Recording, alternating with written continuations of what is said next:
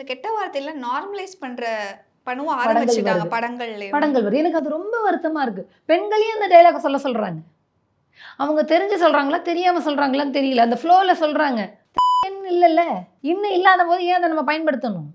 நான் அத தான் திரும்ப திரும்ப சொல்றேன். இது வந்து ரொம்ப ஒரு வெப் சீரிஸ் ஒண்ணு பார்த்தேன்.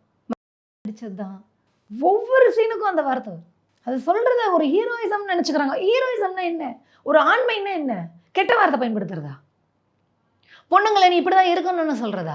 ஆண்மை அப்படிங்கிறது நீங்க வந்து தொல்காப்பியம் என்ன டெஃபினிஷன் வேணாலும் குடுத்துருக்கட்டும். ஆண்னா ஆண் உறுப்பு, பெண்ணா பெண் உறுப்பு. இது இப்படி இருக்கிறது தான் ஆண்மை. அது இல்லாதவங்க அலி அப்படின்னு எல்லாம் தொல்காப்பியம் என்ன வேணாலும் சொல்லிக்கட்டும்.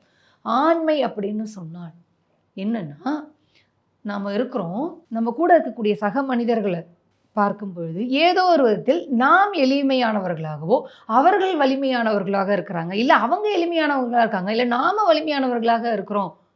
அப்படிங்கும் பொழுது கூட அவர்களை துன்புறுத்தாமல் இருப்பது.